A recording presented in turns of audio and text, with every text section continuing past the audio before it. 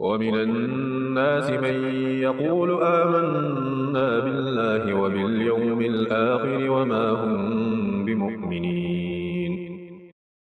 بعض لوگ ایسے بھی ہیں جو کہتے ہیں ہم اللہ پر اور آخرت کے دن پر ایمان لائے ہیں، حالانکہ در حقیقت وہ مومن نہیں ہیں۔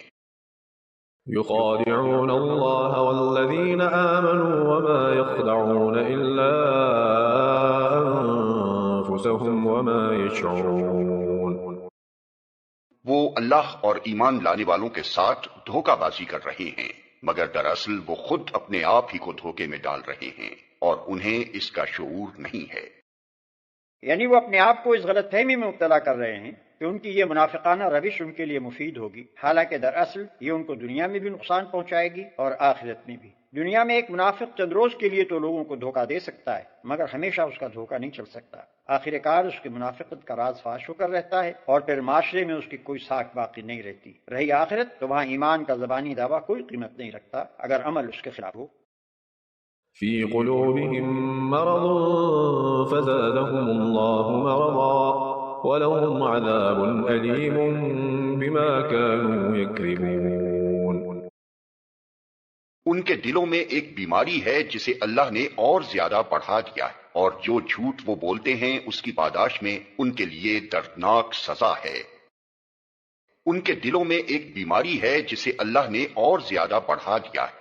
بیماری سے مراد منافقت کی بیماری ہے، اور اللہ کے نزدیک اس بیماری میں اضافہ کرنے کا مطلب یہ ہے کہ وہ منافقین کو ان کے نفاق کی سزا فوراً نہیں دیتا بلکہ انہیں ڈھیل دیتا ہے، اور اس ڈھیل کا نتیجہ یہ ہوتا ہے کہ منافق لوگ اپنی چالوں کو بظاہر کامیاب ہوتے دیکھ کر اور زیادہ مکمل منافق بنتے چلے جاتے ہیں۔ وإذا قيل لهم لا تفسدوا في الأرض قالوا إنما نحن مصلحون. جب کبھی ان سے کہا گیا کہ زمین میں فساد برپا نہ کرو تو انہوں نے یہی کہا کہ ہم تو اصلاح کرنے والے ہیں۔ ألا إنهم هم المفسدون ولكن لا يشعرون. خبردار، حقیقت میں یہی لوگ مفسد ہیں مگر انہیں شعور نہیں ہے۔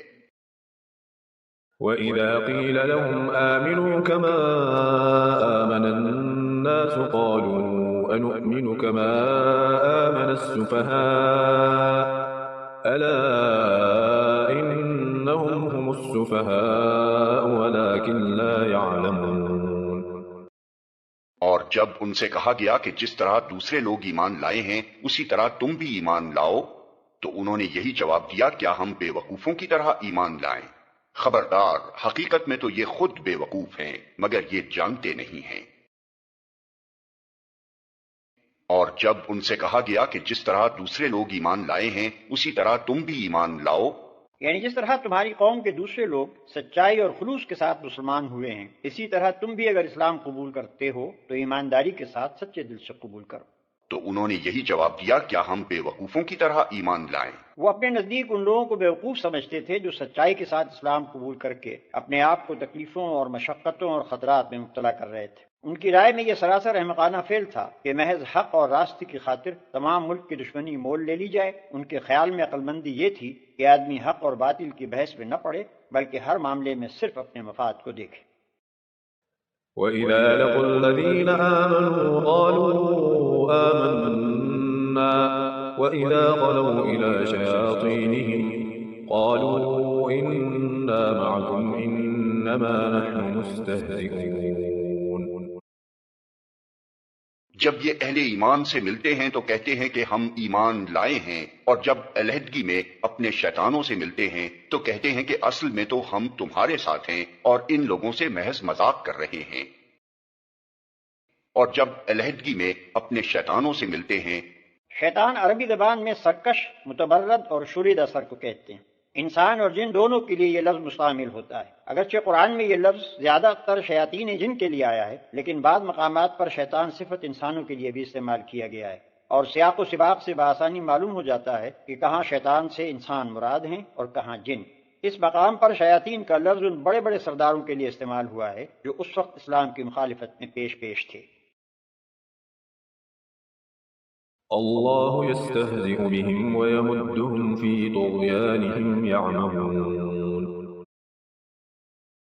اللہ ان سے مذاق کر رہا ہے، وہ ان کی رسی دراز کیے جاتا ہے اور یہ اپنی سرکشی میں اندھوں کی طرح بھٹکتے چلے جاتے ہیں۔ أولئك الذين اشتروا الضلالة بالهدى فما ربحت تجارتهم وما كانوا مهتدين۔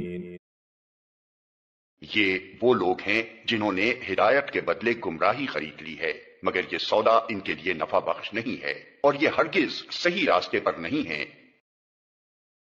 مثلهم كمثل الذي استوقد نارا فلما أضاءت ما حوله ذهب الله بنورهم وتركهم في ظلمات لا يبصرون۔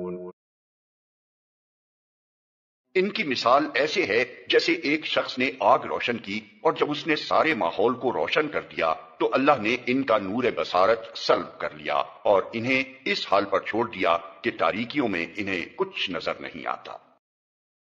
مطلب یہ ہے کہ جب ایک اللہ کے بندے نے روشنی پھیلائی اور حق کو باطل سے، صحیح کو غلط سے، راہ راست کو گمراہیوں سے چھانٹ کر بالکل نمایاں کر دیا، تو جو لوگ دیدہ بینا رکھتے تھے ان پر تو ساری حقیقتیں روشن ہو گئیں، مگر یہ منافق جو نفس پرستی میں اندھے ہو رہے تھے ان کو اس روشنی میں کچھ نظر نہ آیا۔ اللہ نے نور بصارت سلب کر لیا کہ الفاظ سے کسی کو یہ غلط فہمی نہ ہو کہ ان کے تاریکی میں بھٹکنے کی ذمہ داری خود ان پر نہیں ہے۔ اللہ نور بصارت اسی کا سلب کرتا ہے جو خود حق کا طالب نہیں ہوتا، خود ہدایت کے بجائے گمراہی کو اپنے لیے پسند کرتا ہے، خود صداقت کا روشن چہرہ نہیں دیکھنا چاہتا۔ جب انہوں نے نور حق سے منہ پھیر کر ظلمت باطل ہی میں بھٹکنا چاہا تو اللہ نے انہیں اسی کی توفیق عطا فرما دی۔ صم بكم عمي فهم لا يرجعون۔ یہ بہرے ہیں، گونگے ہیں، اندھے ہیں، یہ اب نہ پلٹیں گے۔ یہ بہرے ہیں، گونگے ہیں، اندھے ہیں۔ حق بات سننے کے لیے بہرے، حق گوئی کے لیے گونگے، حق بینی کے لیے اندھے۔ أو كصيب من السماء فيه ظلمات ورعد وبرق يجعلون أصابعهم في آذانهم من الصواعق حذر الموت والله محيط بالكافرين۔ یا پھر ان کی مثال یوں سمجھو کہ آسمان سے زور کی بارش ہو رہی ہے اور اس کے ساتھ اندھیری گھٹا اور کڑک اور چمک بھی ہے، یہ بجلی کے کڑاکے سن کر اپنی جانوں کے خوف سے کانوں میں انگلیاں ٹھوسے لیتے ہیں، اور اللہ ان منکرین حق کو ہر طرف سے گھیرے میں لیے ہوئے ہے۔ یعنی کانوں میں انگلیاں ٹھوس کر وہ اپنے آپ کو کچھ دیر کے لیے اس غلط فہمی میں تو ڈال سکتے ہیں کہ ہلاکت سے بچ جائیں گے، مگر فی الواقع اس طرح وہ بچ نہیں سکتے، کیونکہ اللہ اپنی تمام طاقتوں کے ساتھ ان پر محیط ہے۔ يكاد البرق يخطف أبصارهم كلما أضاء لهم مشوا فيه وإذا أظلم عليهم قاموا ولو شاء الله لذهب بسمعهم وأبصارهم إن الله على كل شيء قدير۔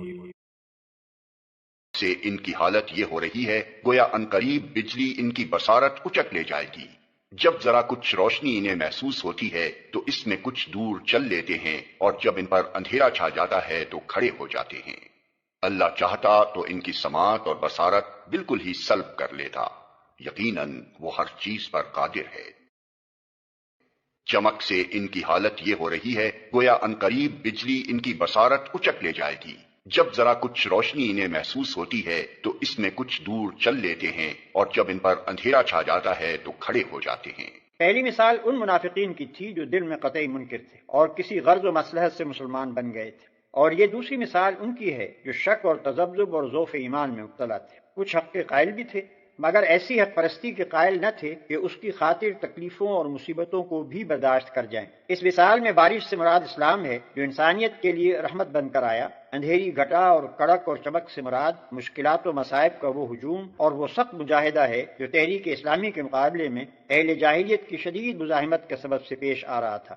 مثال کے آخری حصے میں ان منافقین کی اس کیفیت کا نقشہ کھینچا گیا ہے کہ جب معاملہ ذرا سہل ہوتا ہے تو یہ چل پڑتے ہیں، اور جب مشکلات کے دل بادل چھانے لگتے ہیں یا ایسے احکام دیے جاتے ہیں جن سے ان کی خواہشات نفس اور ان کے تعصبات جاہلیت پر ضرب پڑتی ہے تو ٹھٹک کر کھڑے ہو جاتے ہیں۔ اللہ چاہتا تو ان کی سماعت اور بصارت بالکل ہی سلب کر لیتا۔